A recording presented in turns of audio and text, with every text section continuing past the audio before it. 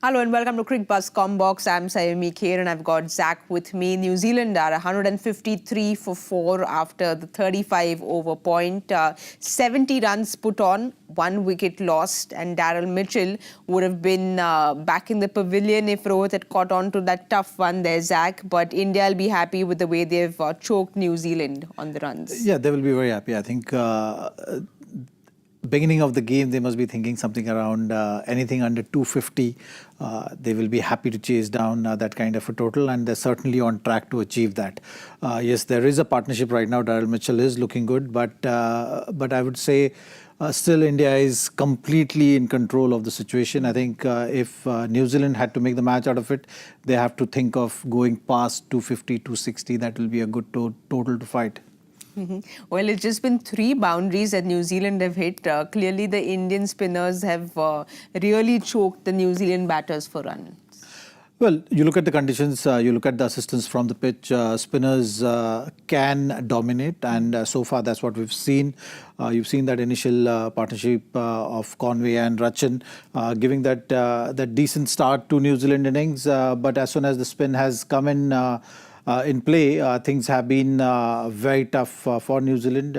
Spinners were expected to do well, and they have not disappointed for sure.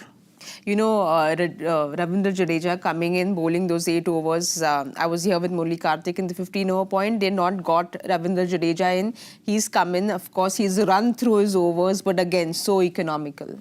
Yeah, I mean, you look at how you're going to make the situation in your favor under these conditions was by picking wickets. And I think Kuldeep was that leader of the pack with that regard. Varun also chipping in. And Ravindra Jadeja is someone who we know can be really quick through the overs. So I think Rohit smartly was trying to achieve everything together, bringing in Varun also early in the attack. Today, looking at the solid start from New Zealand, him resulting in getting a wicket for the team, and then Ravindra Jadeja just squeezing his overs, which he loves to do, getting through the overs quickly, working in India's advantage. Well, we'll have a look at New Zealand's batting because Glenn Phillips and Daryl Mitchell are both trying to steady the ship. But like Zach was saying, they will need to press on the accelerator a little bit and get past the 260, 270. Daryl Mitchell once again taking things very slowly, Zach, because clearly there were wickets falling all around him.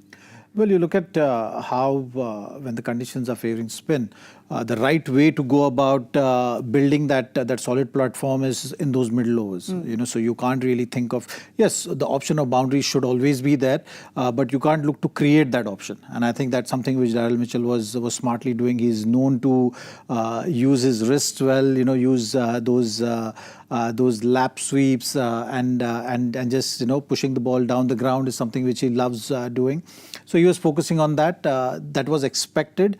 So that's why the start, when New Zealand got that kind of a start, it was just about consolidating, keeping wickets in hand, which New Zealand were not able to do. But certainly the responsibility is on Daryl Mitchell right now to make this innings count at a big stage. Well, Glenn Phillips has been put down by Shubman Gill. It was a tough catch, but this is something that unfortunately all through the Champions Trophy we've seen India do. They have been dropping few more catches than we usually are used to seeing. Well, so far in this game, it's a finals, so these kind of things happen. On the whole, you've seen there were some half chances, some attempts right at the beginning as well. You've seen that Shami's catch, you've seen that Shreyas's catch, Rohit's catch, so these things happen. I think on the whole, what Indian team will be happy with is if they're able to restrict New Zealand anything under 250, they'll still say that it was a great effort on the field. And you see Rohit using spin as far as he can and then come back with Shami and Hardik later, maybe post 45, or do you see them coming in a little earlier? I think spin is working for him, so he will be keeping his options open. If possible, he will just look to use spinners as late in the innings as possible, and Shami and Hardik to finish. Now, how many overs he'll leave at the end? He'll still be thinking maybe 1 or 2 wickets here quickly. Can really drive that collapse as well, so that opportunity also he doesn't want to miss out. So I think he'll be thinking of all those things and finding that right balance in terms of whether he wants to be over aggressive or just play a safe game of saying that, okay, fine, let's push the game, let's see if batters can commit errors and throw their wickets away. The opportunities are getting created. You're talking about these half chances. If you get one, I think one can bring two on this pitch. Well, it's 156-4 after 36. We'll wait and watch and see if India can manage to force that collapse on. We'll give you all the updates in our mid-match show, so don't forget to join in. Thank you so much for watching Cricbuzz Comm Box.